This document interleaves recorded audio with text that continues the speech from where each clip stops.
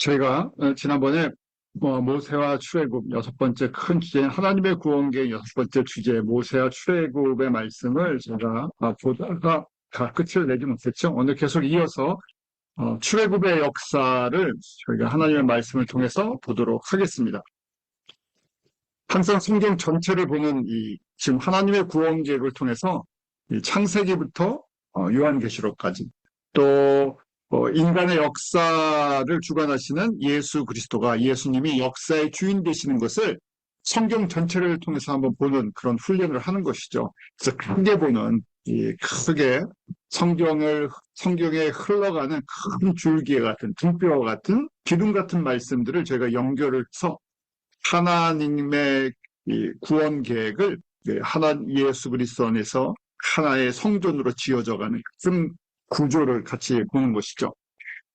아담이 타락한 이후부터 500년 단위로 마치 연극의 한 장면, 한 막이 바뀌는 것처럼 그 인간의 역사 속에서 이 땅 가운데 오실 예수 그리스도, 십자가의 어린 양 예수 그리스도, 유월절 어린 양 예수 그리스도를 구약의 4,000년의 역사를 통해서 보여주시고 또 신약의 지금 2000년의 역사, 신약 2000년의 역사가 흘러왔는데 신약은 다시 오실 예수님과 이 복음이 땅끝까지 증거되고 하나님의 나라가 예수 그리스도 안에서 어떻게 회복되어 가나 하는 것을 보여주고 계시는 거죠.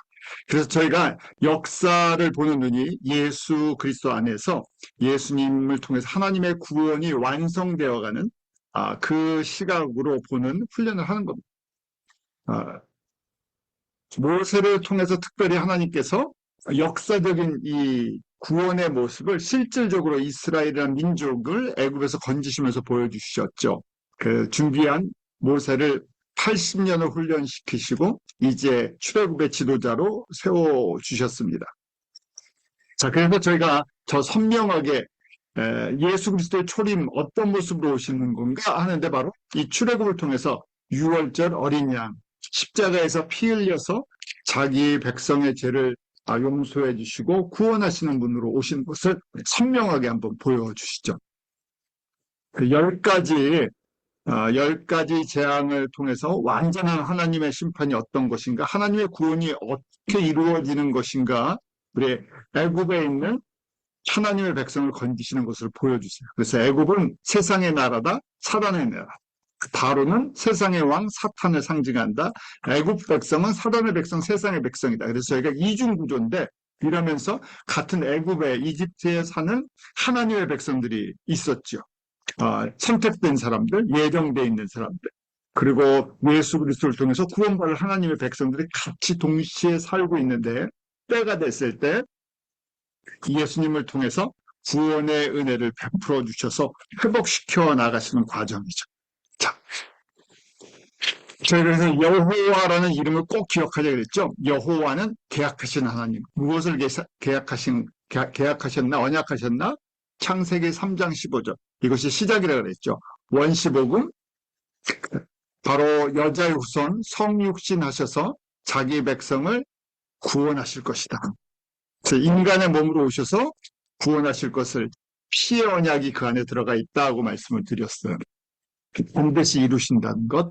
자, 10가지 재앙을 통해서 하나님의 심판과 하나님의 구원이 어떻게 이 세상에서 이루어지는지를 보여주신다 그랬죠. 그 첫 번째는 우리 피가 그랬습니다.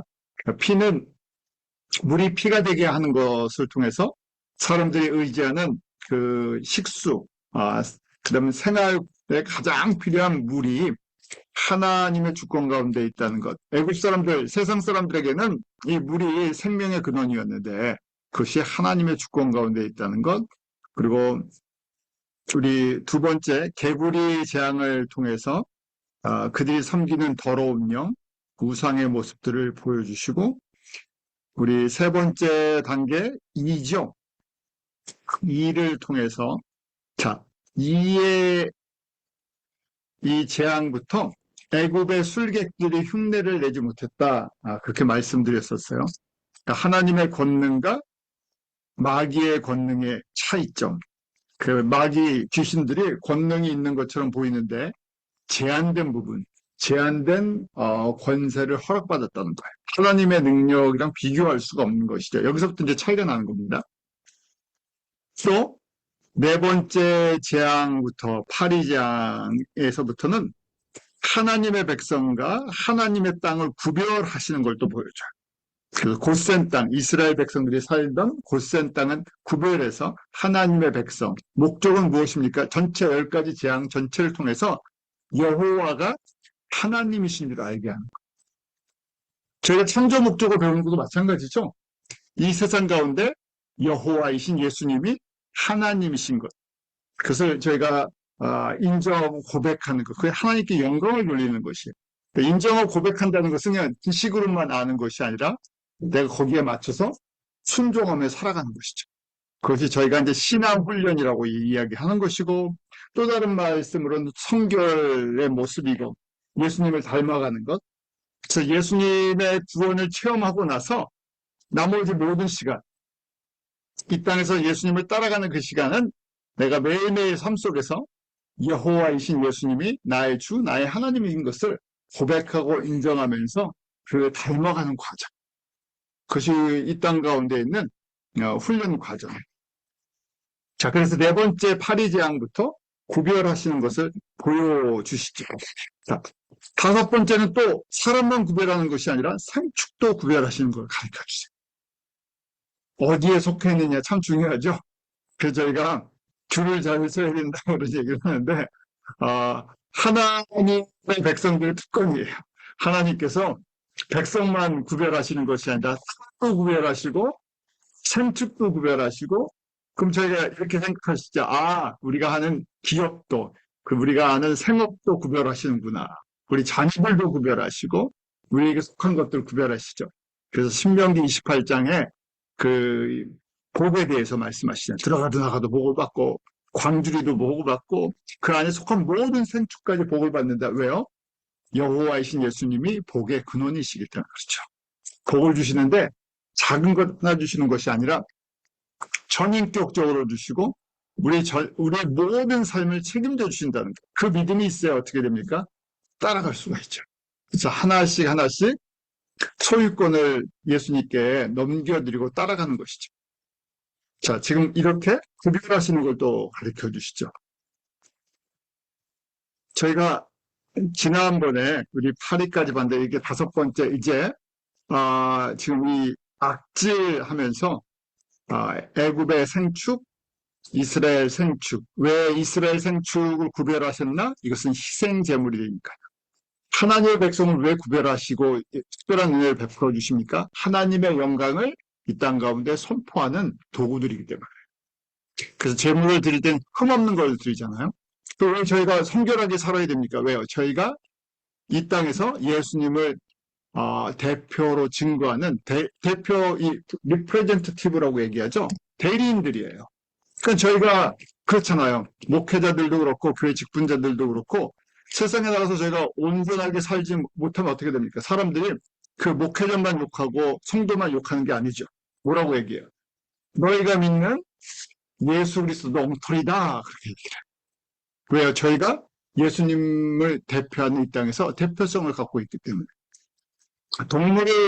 동물도 마찬가지였잖아요. 동물을 하나님 앞에 희생제물로 드리는데 그 동물이 또 예수님을 상징해 주는 거고 거룩해야 돼요. 깨끗해야 되죠. 마찬가지로 저희도 리빙 세크리파이스로 살아야 되니까 로마서 12장의 결론이었잖아요. 로마서 12장. 로마서의 그 모든 내용들이 너희들은 살아있는 영적 제사를 지내는 리빙 세크리파이스로 드려줘야 되는데 그러니까 그게 더 어려운 거예요. 예수님 믿고 내가 그냥 교회 한번 출석하고 그 다음에 어떻게 해요? 그냥 천국 가면 그거 끝나가면 좋은데 이 땅에서 우리에게 주어진 삶이 결국 우리가 예수님을 내가 말로 증거하든 삶으로 증거하든 직장이든 학교든 가정이든 증거하는 도구가 되기 때문에 그래서 온전한 걸 요구하시죠. 자, 여섯 번째는 지금 티끌이 변해서 9장 9절에 보면 온 땅에 사랑과 진승에 악성 종기가 생겼다. 그렇죠? 자, 이제 악성 종기가 생깁니다. 그러면서 이때 또 바로가 바로가 지금 악역을 감당하잖아요. 바로의 역할이 무엇인가 보니까 9장 16절에 출애굽기 내가 너를 세웠으면 나의 능력을 내게 보이고 내 이름이 온천에 전파되게 하려 합니다. 그러니까 바로가 강팍하게 하면서 여호와가 누구신지를 더 분명하게 강하게 선포하는 배역, 악역을 맡은 거예요. 그래서 주님 나라에서 하나님의 백성이 된 것, 가장 큰 특권 은혜고요. 또 주님 나라에서도 좋은 배역 주시기를 은혜로 선한 도구 되기를 선한 마음 주셔갖고 왜 그렇겠습니까? 사람의 마음을 사람이 몰라서 그래요. 저희도 수시로 변하잖아요. 좋아질 수도 있고 나빠질 수도 있습니다. 영향을 받으니까. 사실은 저희가 이렇게 prayerful, 신실하지 않잖아요. 왜냐하면 저희는 영향을 받는 존재라서. 그래서 어떤 영향을 받아야 됩니까? 좋은 선한 영향력, 은혜의 영향력. 그래서 줄을 잘 서야 된다는 것이죠. 저희가 할 수 있는 것은 줄을 잘 서야 되는 것. 그것도 은혜지만 좋은 영향력을 받는 곳에 같이 있어서 저희가 이렇게 같이 말씀을 나누고 같이 비전을 나누고 믿음을 나누는 선한 이 하나님의 사람들에게서 서로 격려하고 이게 굉장히 큰 복이라는 얘기예요. 교회들이 다 그랬으면 좋겠는데 교회엔 너무 다양한 사람들이 모이다 보니까 또 어떤 분이 말씀하는 것처럼 교회가 종합병원이 되다 보니까 너무 병자가 많으면 어떻게 됩니까? 다 같이 아플 수가 있어요. 정말 어렵죠. 하나님께서 지금 바로는 하나님의 능력, 하나님의 구원 능력을 보여주는 이 악한 역을 맡아서 세웠다는 얘기예요. 그래서 바로도 누가 세웁니까? 하나님의 세워 주권 가운데 있다는 거예요. 자, 그다음 일곱 번째는 이제 우박지향이죠. 거기 우박 9장 19절에 생축과 내 들어있는 것을 다 모으라. 사람이나 짐승이나 무릇 들어있어서 집에 들어오지 않는 자들에게 우박이 구해지리니 그들이 죽으리라 하면서 우박지향이네요. 자, 그리고 9장 27절에 이제 하나님의 이 9장 이후부터 하나님의 계획들을 다시 저희가 이제 듣게 돼요. 바로가 사람을 보내어 모세 아론을 불러 그들에게 이르되 이번에 내가 범죄하였노라 여호와는 의로우시고 나와 나의 백성은 악하다. 항상 바로는 거짓의 왕이죠. 세상에 있는 마귀를 상징하니까 마귀는 거짓의 왕이에요. 말을 기가 막히게 해요. 사람들 말 잘하는 사람 많죠? 말 참 잘하는 사람들이 교회에서 누구니까. 지금 목사들이잖아요. 그 목사들이 참 어려운 위치에 있어요. 말은 잘하는데 저희가 과거에 교회 다니면 예수쟁이라 그랬어요. 예수쟁이. 그래서 그 나쁜 의미였는데 사실은 예수님 열심히 믿고 삶이 따라가면 증거가 되는 거고 삶이 따라가지 않으면 나쁜 증거가 되죠. 바로는 말은 기가 막히게 마치 지식이 있는 것처럼 마귀가 그렇게 저희들을 속일 수 있어요. 겉으로 보고 모른다는 거죠. 그래서 여호와는 의로우시고 나와 나의 백성 악하도다 하면서 왜 이렇게 표현을 합니까? 이 위기 상황을 극복하기 위해서 이 재앙만 지나가면 다시 본래로 돌아갈 거다. 그래서 순간의 문제를 해결하려고 하죠. 출애굽기 10장에 예수님께서 여호와 하나님께서 이렇게 말씀하시죠. 여호와께서 모세에게 이르시되 바로에게로 들어가라. 내가 그의 마음과 그 신하들의 마음을 완강케 하면 나의 표징을 그들 중에 보이기 위함이요. 결국 하나님께서 은혜를 줄 사람들에게 은혜를 주시고 그 다음에 악한 도구를 쓰는 사람들은 그 악함으로 인해서 강팍함으로 인해서 하나님의 구원을 이 땅 가운데 보여주는 통로가 되게 하신다. 저희가 오늘날도 같이 적용할 수 있어요. 저희가 이해할 수 없는 참 많은 악한 사람들이 있어요. 왜 저 사람들은 저렇게 악할까? 뭐 정치인이 될 수도 있고 뭐 별의별 여러 종류의 사람들이 있죠. 근데 세상에서 능력을 나타내는 사람들, 저희가 경제적으로나 정치적으로나 사회적으로 엄청난 권세가 있는 사람들이 여호와, 예수님을 인정하지 않는 사람들이 더 많죠. 그럴 수밖에 없는 것이 지금 우리가 이 이집트와 바로를 보면 압니다. 하나님께서 소수의 이스라엘 사람들을 연약한 상태로 애굽에 살게 하셨죠. 그래서 애굽은 세상인데 세상의 그 강력한 파워는 바로가 갖고 있어요. 이집트 사람들이 갖고 있어요. 그렇게 보인다는 거예요. 그래서 하나님의 구원 계획을 그 가운데서 보여주시죠. 2절에 보면 너로 내가 애굽에서 행한 일들 곧 내가 그 가운데서 행한 표징을 내 아들과 내 자손에게 전하게 하려 함이라 하면서 목적이 뭐라고요? 나는 여호와다. 여호와 언약하시고 이루시는 분. 언약하신 하나님. 그 지금 여호와라는 이름을 저희가 들을 때마다 지금 이 구약의 상태로는 무슨 구절을 기억해야 된다고요? 창세기 3장 15절. 안 보여요. 예수님이 인간의 몸으로 오셔서 십자가를 지시는 모습이 사실은 안 보이잖아요. 근데도 계속 여호와다, 여호와다. 언제 말씀하셨는데. 지금 출애굽하는 것이 1446년이라 그랬어요. 아담이 타락할 때는 언제예요? 4114년. 지금 시간이 얼마나 지나갔습니까? 4000년 잡고 지금 1500년이니까 2500년 전. 2500년 전에 언약하신 것을 계속 확인시키고 계세요. 한 장면 한 장면 더 선명하게 보여주시지만 아직도 하나님의 아들이 십자가에 달리시는 모습이 여기서 그렇게 선명하게 보이진 않죠. 그런데 계속 재차 확인시키세요. 그 일을 이룰 때까지 계속 여호와라는 것을 저희들 기억하게 하시죠. 그 여호와의 이름이 지금 없어지지 않았죠. 여호와의 이름으로 오신 이가 바로 예수님이시고 예수님은 다시 오실 때 만왕여와 만유의 주로 심판자로 완전한 구원자로 오실 거예요. 그래서 요한계시록의 모습을 보여주셨죠. 저희가 지금 구약의 말씀을 볼 때 초림하시는 예수 그리스도, 십자가를 지시는 예수 그리스도를 이 구약의 4000년의 역사 동안 보는 거예요. 동시에 저희는 지금 2026년을 살고 있잖아요. 예수님이 오신 지 2000년이 지나고 다시 오실 때를 기다리고 있습니다. 그래서 우리의 눈이 이제는 다시 오실 예수님께 초점이 정확하게 맞춰져 있어야 된다는 그걸 기억하는 것이 무엇입니까? 나는 여호와다 하는 거예요. 자, 8번째는 메뚜기 장이죠.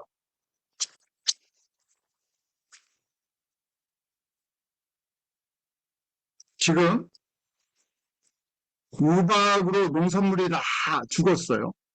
근데 그 남은 거를 어떻게 합니까? 이제 메뚜기가 나머지는 다 쓸어버리는 거예요. 우박 맞아서 남은 것도 별로 없는데 이제 메뚜기까지 들어와서 메뚜기까지 싹 정리해버리죠. 그때 계속해서 바로는 거짓 고백으로 위기를 극복하려고 하죠. 10장 16절에 너희 하나님 여호와 너희에게 득제 내가 범죄했다 이것만 용서하고 구하의 죽음에서 나에게 죽음만을 떠나게 하라 하는 거죠. 근데 사실 제일 중요한 건 무엇이에요? 이 안에 항상 감춰져 있는 것 어린 양의 피해 제사예요. 그것만 일어나지 않으면 바로는 얼마든지 이겨낼 수 있어요. 피해 제사가 어린 양의 피해 제사가 제일 무서운 제사한 거, 제일 두려운 거죠. 그 예수 그리스도의 십자가의 사건이 제일 중요한 메시지인데 그걸 빼고 다른 얘기만 계속 하는 거예요.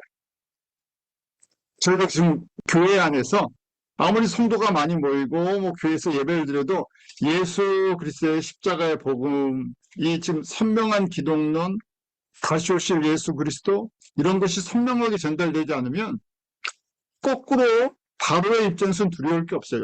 그 위기만 넘어가면 결국은 사람들이 스스로 약해져서 흩어지기 때문에 그렇죠.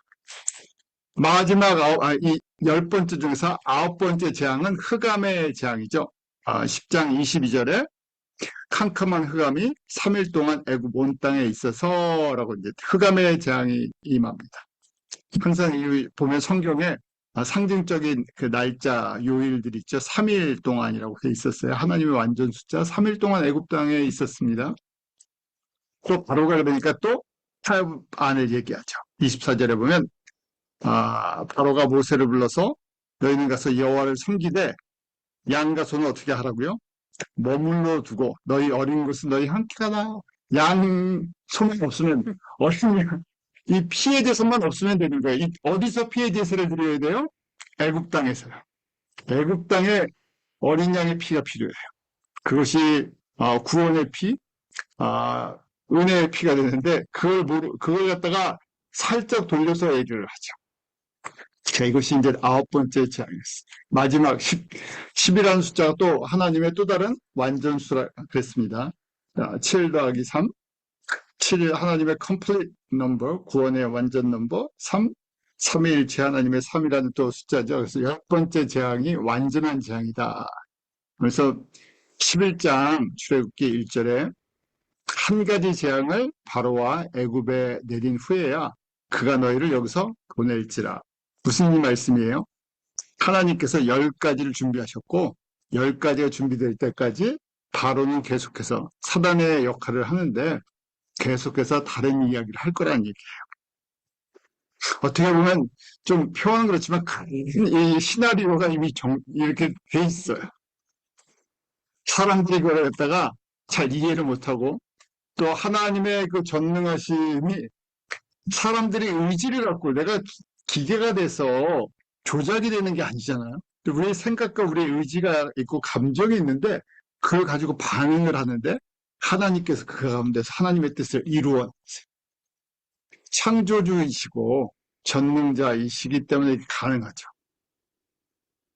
그래서 이 10번째가 돼야 보내줄 것이다고 말씀을 하시는 거예요. 10번째 완전한 재앙, 장자의 죽음, 초태생의 죽음.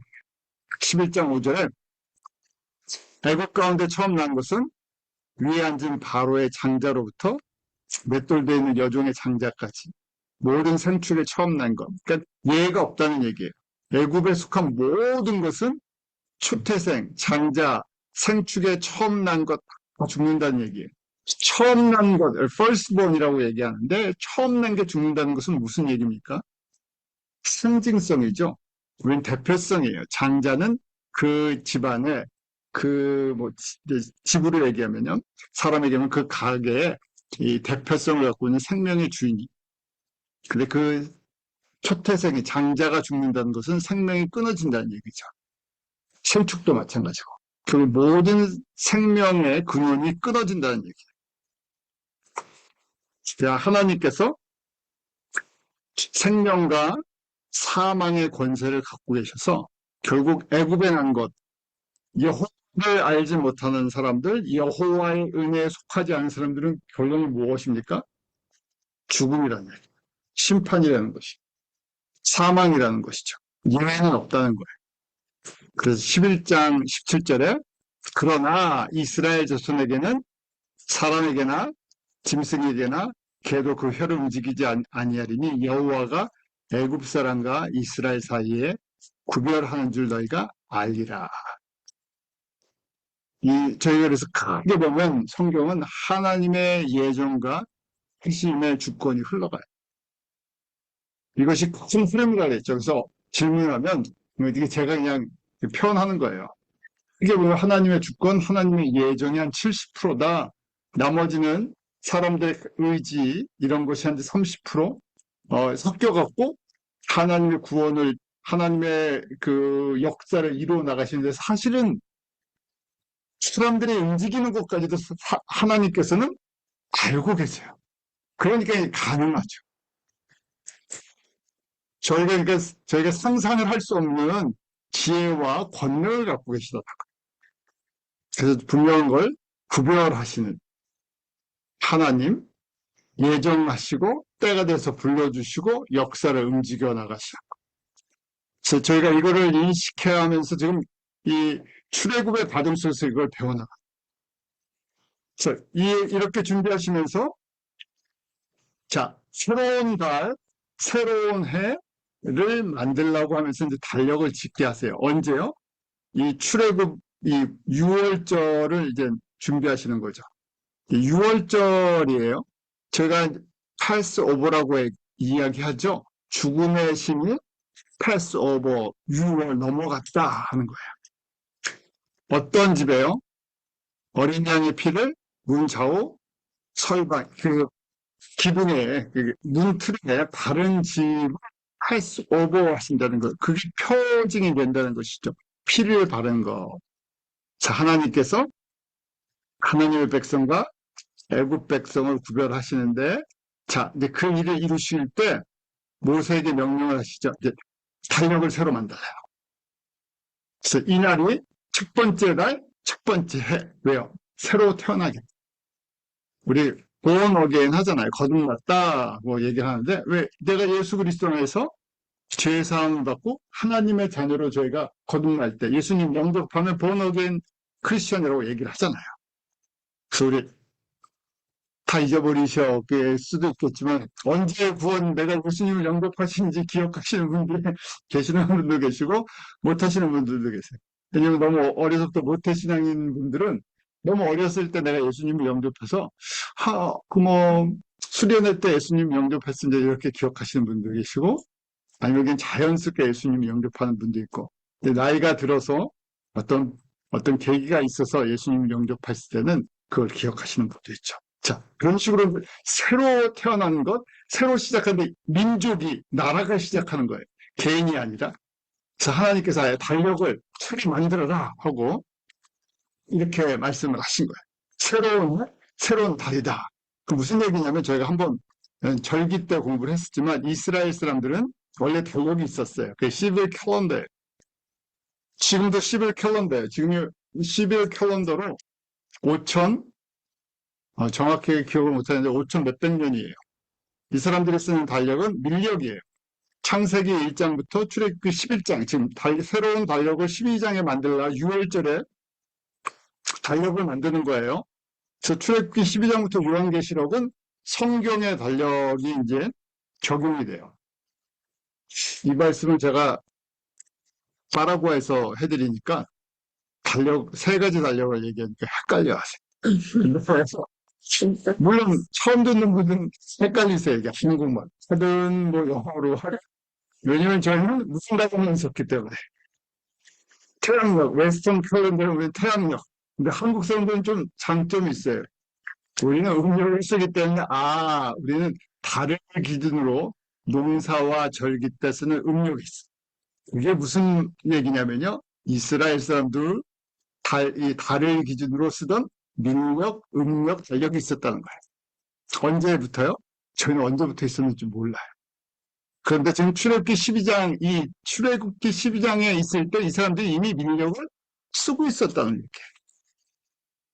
그래서 지금 이제 여호와 하나님께서 달력을 6월절을 6월절에 들어가는 것으로 새로운 달, 새로운 해를 만들어서 달력을 새로 시작해라 했던 거예요. 자, 그래서 달력이 이렇게 나옵니다. 무슨 얘기냐면요. 성경의 1월달이 민력의 7월달. 그 다음에 저희가 적용하려면 성경의 1월달은 부활절이 있는 거예요. 그 부활절은 항상 3월과 4월에 있습니다. 그래서 3월과 4월 꼈어요. 하긴 쉽게 그냥 3월달 이렇게 있었으면 훨씬 쉬울 텐데 껴놨어요. 3월과 4월에 성경의 1월달, 민력의 7월달. 자, 성경의 달력과 민력은 1, 7 이런 식으로 나가요. 그러니까 성경의 7월달이 민력의 1월달이에요. 그걸 저희가 티실이라고 하고 저희 미국 살고 캐나다 사니까 쉬워요. 왜냐면 로시 하샤나 해갖고 유대인들이 9월달과 10월달에 새해를 지켜요. 그래서 다 쉬잖아요. 로시 하샤나가 뉴 이어 그 새해가 시작되는 저희로 얘기하면 설날이에요. 음력 설날이 1월 1일, 음력의 1월 1일이고 성경의 7월 1일이에요. 그달이 히브리 말로 티슈리예요. 자, 그래서 제가 꼭 외우셔야 될 거를 정리해드린 겁니다. 꼭 외우셔야 될 거. 지금 어려우셔도 우리 소리 들으신 분들은 다 아실 거예요. 그 성경의 이런 때는 무엇을 기준으로? 지금 6월절을 기준으로. 그래서 6월절, 무교절,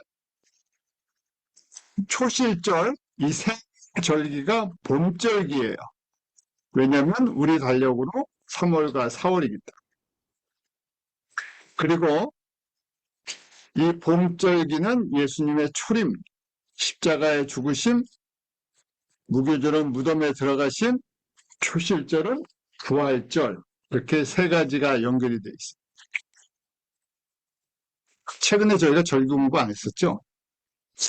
다음에 해드리도록 하겠습니다. 그래서 지금 이제 이 큰 그림을 외우셔야 돼요. 그래서 성경을 출애굽기 12장에 지금 열화나님께서 달력을 새로 만들어 주시는 거예요. 기준은 뭐라고요? 6월절이. 내가 예수 그리스도 안에서 죄 사함 받고 구원받은 날이에요. 그러니까 본어게인 한 날, 그리고 민족이 본어게인을 했어요. 새 나라가 됐어요. 그래서 아예 달력을 만들어 주셨다. 그래서 1월인데 그것이 원래는 유대인의 절기로는 7월이다. 그리고 우리 달력은 3, 4월 봄절기예요. 봄절기는 예수님의 십자가의 죽으심과 부활로 연결돼요. 밀력은 농사를 졌기 때문에 이때 보리를 추수하는 기간이에요. 초실절이 first fruit, feast of first fruit이라고 하는데 초실이라는 것이 첫 번째 열매를 얻었다는 건데 그 첫 번째 열매가 3, 4월에 보리를 추수하기 때문에 그래요. 저희가 보리 추수하는 걸 이제 본 적이 없어갖고 그러는데 3월과 4월에 한대. 자, 그 다음에 성경의 세 번째 달, 밀력의 9번째 달, 그 다음에 우리 달력은 5월과 6월. 그때 뭐가 있겠습니까? 오순절. 왜냐면 초실절부터 50일이 지난 것이 오순절이죠. 오순절은 사도행전 1장이 시작되는 성령 강림절이라고 얘기를 하죠. 그래서 그것은 물의 추수를 시작한 농사절기를 하죠. 원래 밀력은 농사에 맞춰서 만들어져 있어요. 그래서 물을 추수하는데 5월부터 이제 쉽게 해서 본격적인 여름 농사와 추수가 시작돼서 5, 6, 7, 8 이렇게. 그 다음에 9월이 되면 우리 달력이에요. 9월, 10월 되면 저희는 뭐 하죠? 추수감사절, 추석, 이제 농사가 완성되는 것. 그래서 성경으로는 7월 달, 밀력으로는 1월 달. 이때 있는 절기가 우리가 잘 아는 로시아샤나, 그걸 우리가 성경의 절기는 나팔절이라고 얘기해요. 그리고 로시아샤나 지나서 열흘 지나면 7월 10일, 1월 10일, 그것이 우리 용키퍼라고 하죠. 속죄절. 속죄절에 대제사장이 1년에 한 번 이스라엘 백성들의 죄를 사함받기 위해서 지성소에 들어갑니다. 그것이 성경의 달력 7월 10일이에요.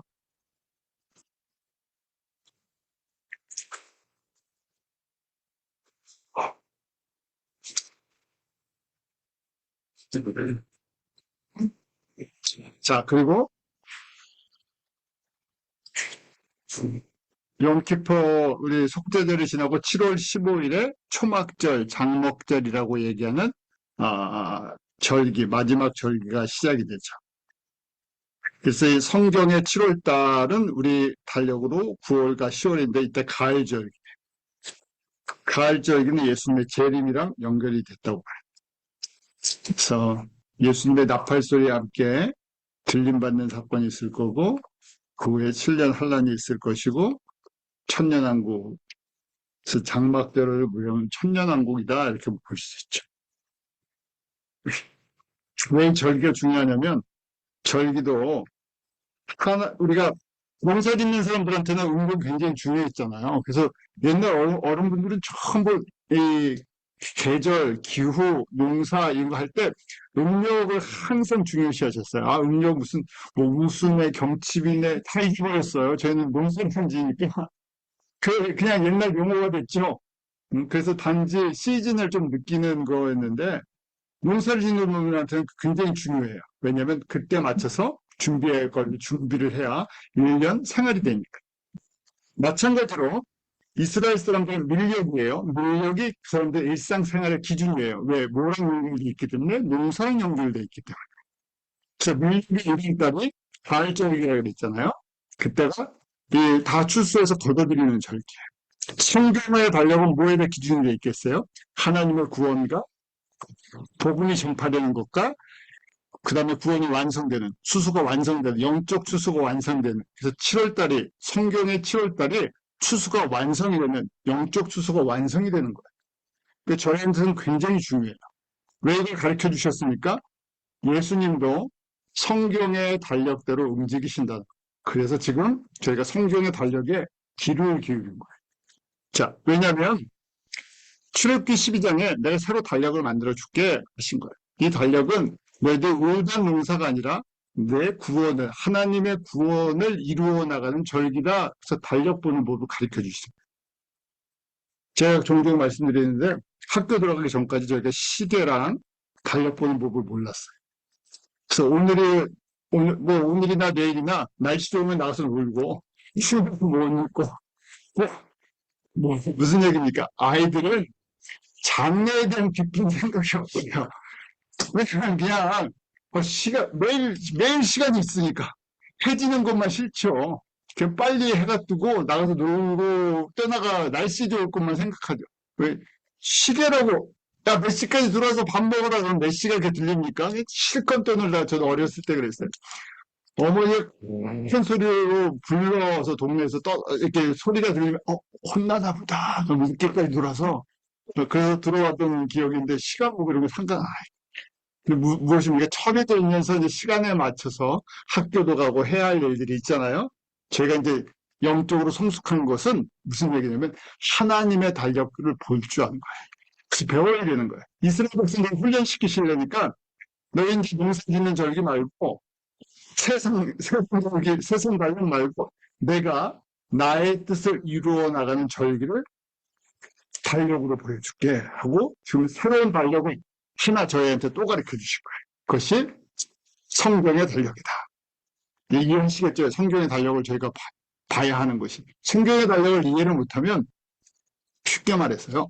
아직 제가 하나님의 나라 학교를 제대로 다니지 않은 거예요. 하나님의 뜻을 제대로 공부를 해갖고 말이 안 통하는 거예요. 말이 안 통하죠. 기록해 줄 수가 없어요. 음, 그래서 제가 달력을 배웠습니다. 혹시 질문 있으시면 언제쯤 하셔도 돼요. 초실절 말씀하는 초실절이 지금 6월절, 무교절, 초실절이 한 세트예요.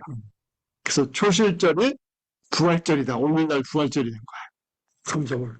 3, 4월. 그래서 순서가 6월절, 지금 성경의 1월달에 6월절, 무교절, 초실절이 한 세트예요. 정확하게는 금, 토, 주일. 금요일에 저희가 예수님이 십자가에 달려 들어가신 날, 토요일 날 무덤에 들어가시고, 부활절을 주일에 지키죠. 왜냐면 예수님이 부활하신 날이기 때문에. 근데 그날이 초실절이에요. 사실은. 그 보리의 첫 열매를 여호와께 드리는 절기였어요. 저희가 그래서 이것은 예수님의 초림, 십자가의 죽으심과 부활을 기억하는 절기였습니다. 그 다음에 성경의 3월달은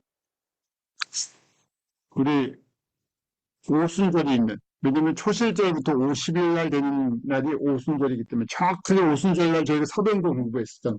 정확하게 오순절 날 성령님이 오시죠. 왜 오순절 날 오셨어요? 지금 이 말씀이에요. 내가 달력 가르쳐 줬잖니 나는 이 달력대로 움직이고 있다는 얘기예요. 그래서 너희가 달력을 공부를 했으니까 내가 달력대로 움직이는 걸 보고 기억하라는 얘기예요. 그래서 오순절날 정확하게 성령님이 오셨죠. 그래서 저희가 가을절기인 7월달, 성경의 7월달, 나팔절, 속죄절, 초막절을 기억한 거예요. 왜요? 이것은 아직 이루어지지 않았어요. 예수님의 재림이랑 맞춰져 있기 때문에. 그래서 3월부터 7월까지가 4개월이잖아요. 4개월이 농사를 짓고 추수하는 기간. 영적 추수하고 영적 농사를 기간이 있다는 거예요. 그래서 저희가 이걸 시기적으로 신약시대, 교회시대라고 보고 지금 2000년 동안 진행되어 오고 있다는 얘기예요. 그래서 추수가 거의 끝나가고 있는 것을 저희가 보죠. 그래서 가을절기가 굉장히 저희들한테 중요한 가을절기 인식하는 거예요. 그리고 6월절엔 준비 상황이 있죠. 6월절은 어린 양이 꼭 있어야 돼요. 그래서 12장 3절에 6월절 어떻게 지키나? 열흘에, 이달 열흘이니까 성경에 1월 10일이에요. 1월 11일 날 양을 한 마리 취하래요. 아직 잡는 게 아니라 취하는 거예요. 그리고 식구대로 그 어린 양을 취해야 될 조건이 있죠. 5절에 보면 흠이 없어야 되고 6년 된 수컷으로 하고 양이나 염소 중에서 택하라 그랬어요. 그 흠이 없다. 왜요? 우리의 죄를 대신 덮어 씌워줄 속죄의 제물이니까 흠이 없어야 돼요. 또 예수님이 우리에게 죄 없으신 분으로 오실 것을 보여주기 때문에 이 어린 양은 예수님을 상징해 주기 때문이에요. 그 죄가 없는 1년 된 수컷이라고 그랬죠. year old made이라고 했어요. 암컷은 안 돼요. 왜요? 예수님이 남자로 오시기 때문에. 그러니까 동물의 이 양이나 염소에 1년 된 것은 사람으로 얘기하면 30살 정도. 가장 건강할 때, 가장 젊을 때. 그 다음에 4일간, 14일까지, 16절에 보면 14일까지 간직하다가 라고 돼 있어요. 그러니까 4일간 간직을 해야 돼요. 10일부터 14일까지 간직을 해야 돼요. 왜 간직을 하나? 흠이 없나 있나를 점검하는 게. 정확하게 예수님도 1월 10일 날 예루살렘에 들어가십니다. 그래서 우리가 예루살렘 입성이라고 그러죠. 그날이 종료주일이었어요. 제일 좋은 게 지난주에 이제 제가 부활절을 지켰잖아요.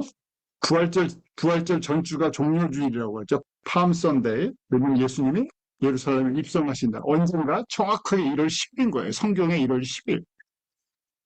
그 다음에 금요일 해가 질 때가 되면 해가 지면 그 다음날로 넘어가요. 유대인들은 토요일 기준으로 저녁 쉽게 말해서 6시, 저녁 6시가 되면 오늘 금요일이잖아요. 근데 토요일로 간주해요. 시간 계산은 그렇게 해요. 그래서 목요일 날 밤이 되면 금요일이 돼요. 그래서 양을 언제 잡냐? 해 진 다음에 양을 잡아라. 금요일 날 돌아가시죠. 정확하게 이 모습을 따라 들어오시는 거예요. 그래서 나귀를 타고 들어오시잖아요. 예수님께서. 왜 나귀를 타고 들어오십니까? 스가랴 9장 9절에 겸손하셔서라고 돼 있죠. 겸손하다는 게 내가 뭐 얼마든지 권세가 있어서 말을 타고 호위병들을 데리고 도울 수 있는데 그런 겸손이 아니라 지금 뭐가 되어 들어가시기 때문에 어린 양으로 들어가시기 때문에. 그래서 사람인데 어린 양의 모습으로 들어가셔야 되니까 탈 수 있는 것 중에서 가장 작은 것. 그냥 단순하게 자기를 맞추는 게 아니라 완전한 희생 제물이 되어주시는 그 과정을 스가랴 9장 9절에서 보여주시죠. 그리고 정확하게 4일간 주일날, 종료주일날 들어가서 목요일까지 제사장이나 바리새인이나 서기관이나 그런 사람들이랑 검증을 받죠. 내가 참 여호와인 예수 그리스도 하나님의 구원자라는 것을 증거하세요. 흠이 없는지 있는지 검사하는 기간이거든요.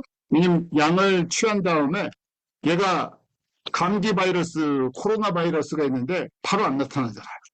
지금 간직하면서 병 들었나 안 들었나 점검하는 기간이에요.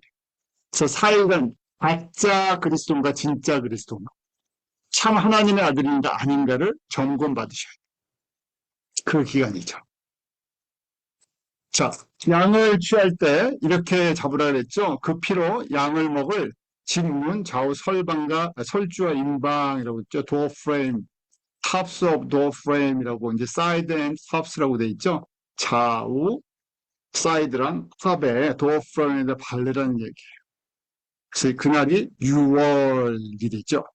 왜냐하면 애굽 땅을 칠 때 그 피가 너희의 거하는 집에 있어서 너희를 위하여 표적이 될지라 내가 피를 볼 때 너희를 넘어가리니 재앙이 너희에게 내려 멸하지 아니하리라. 그래서 pass over 그 피가 있는 어린 양의 피로 커버되는 거. 방주의 역청으로 그 커버가 돼 있을 때 물이 들어오지 않았죠. 자, 저희가 이제 거꾸로 거슬러 올라가는 거예요. 가죽옷을 지어 입을 때 이 피로 커버됐을 때 죽음의 권세가 패스 오버한다. 지금 창세기 3장 15절 이후에 하나님의 구원이 어떻게 임할 것인가? 피를 통해서 덮어주시겠다는데 어떻게 덮어주실 건가? 이렇게 덮어주시겠다.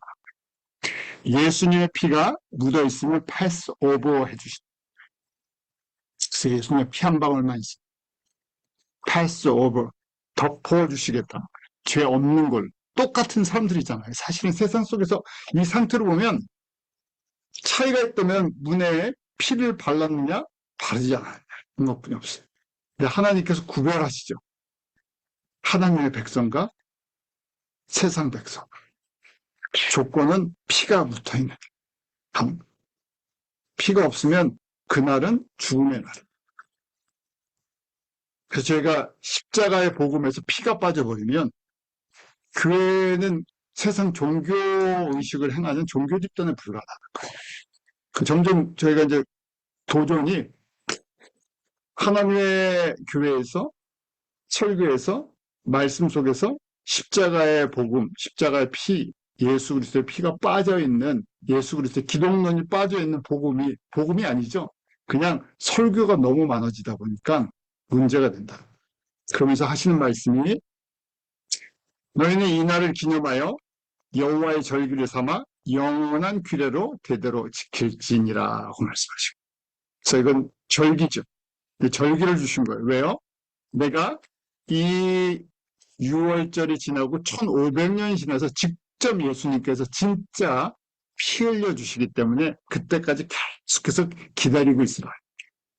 참 오래도 기다리게 하세요. 몇 년을 기다렸어요?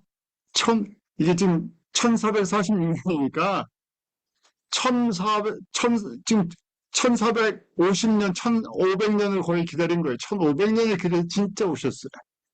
그러니까 바울 때도 그랬잖아요. 저희가 사도행전 보아도 그렇고 그 서신서를 봐도 내가 다시 오겠다 예수님이 말씀하셨는데 지금 몇 년이 흘렀어요. 2000년이 흐르니까 사람들이 상징적인 거다. 그냥 옛날 뭐 지나가는 신화같이 얘기를 한 거예요. 너무 오래되니까. 그래서 영원한 규례로 만들어서 그때까지 계속해서 기념하라고 돼 있죠. 커머모레이시라고 돼 있는데 계속해서 기억하고 이것을 가장 중요한 절기, 달력으로 삼아서 계속 여기에 맞춰서 살라는 얘기예요. 저희도 마찬가지죠. 그래서 지금 전체를 배우면서 기억할 거예요. 그래서 이 하나님의 은혜가 이스라엘 백성들에게 임하죠. 어떻게 임합니까? 6월절 어린 양의 피로. 그래서 1500년이 지나서 예수님 오셨을 때 요한복음 1장 29절에 세례 요한이 이렇게 고백하죠. 예수께서 자기의 나아오심을 보고 보라 세상 죄를 지고 가는 하나님의 어린 양이다. 영적인 눈이 떠져서 모세를 통해서 우리가 여태까지 지키고 기다렸던 그 6월절 어린 양 희생제물이 저분이시군요. 여자의 손으로 오시는 그분이 저분이시군요 하는 것을 세례 요한이 깨닫고 선포를 하죠. 그 베드로전서에 오직 흠없고 점없는 어린 양 같은 그리스도의 보배로운 피로 이 예수님의 피가 어디서부터 시작됐는지를 베드로가 깨달은 거예요. 6월절 어린 양. 그 1500년 동안 지켰던 6월절이 바로 이 예수님의 십자가의 그 피를 우리에게 기억하게 하는 기억장치였구나. 그리고 실제로 이루어 주셨구나. 그래서 흠없고 점없는 어린 양 같은 그리스도의 보배로운 피로 우리가 구원을 받은 하나님의 백성이 된 거다. 이것을 선포해 나가죠. 제가 그래서 이 도표를 이렇게 보시면서 애굽은 우리가 살고 있는 이 세상, 죄인도 있고 마귀의 자녀도 있고 하나님의 잃어버린 자녀도 같이 다 살아있어요. 그래서 6월절 어린 양의 피, 예수님의 피로 구원을 받은 거죠. 그리고 홍해를 건너는 것은 세례를 받는 것이다.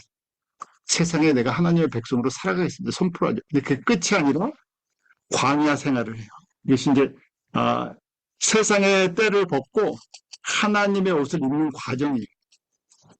그래서 광야에서는 하나님의 백성, 구원받은 백성인데 영적인 어린아이예요. 두 가지를 섬겨요.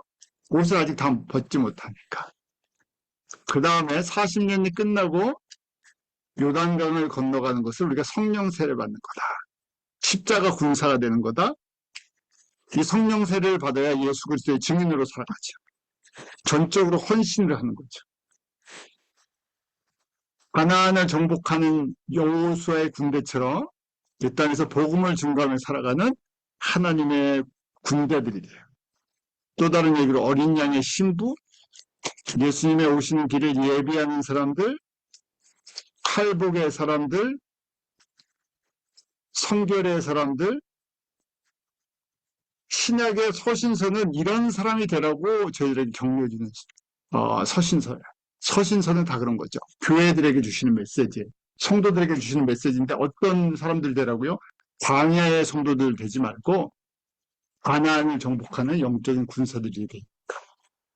우리의 싸움은 혈과 육에 대한 싸움이 아니라 공중권세 잡은 마귀의 싸움이고 우리는 복음을 증거해요. 구원받은 것이 끝이 아니고 구원을 이루어 나가는 과정이 있다고 설명을 해줘요. 그래서 구약에서 이미 애굽에서 가나안까지 가는 이 여정 속에서 신약의 성도들에게 신앙생활이 무엇인지를 한번 쭉 역사적인 표를 한번 보여주시고, 여러분들이 이 표를 머릿속에 잘 집어넣으시고, 여러분 끊임없이 제가 계속 반복할 거예요. 그래서 한번 집어넣으시고 묵상하시는 은혜가 있기를 바랍니다. 기도하겠습니다. 하나님 참 감사합니다. 저희들 함께 모이게 하시고 예수 그리스도의 십자가의 은혜를 나누게 해주심을 감사합니다. 베드로의 고백처럼 흠없고 보배로운 피로 구원을 받은 저희들, 하나님께서 창세전부터 우리를 택하여 주시고 때가 돼서 불러주시고, 특별히 마지막 때 주님 오실 때에 가까운 때 주님의 일꾼으로 복음 위에 살 수 있는 이 놀라운 은혜의 길들을 허락해 주심을 감사합니다. 저희들 좌로나 우로나 치우치지 않게 하시고 혼란함과 어지러움과 복잡한 이 세상 가운데서 역사의 주인, 구원의 주인 되신 예수 그리스도를 바라보면서 매일매일 예수 그리스도가 여호와이심을 선포하며 증거하는 이 삶을 살아갈 수 있도록 은혜 베풀어 주시옵소서. 감사하며 예수님 이름으로 기도합니다. 아멘.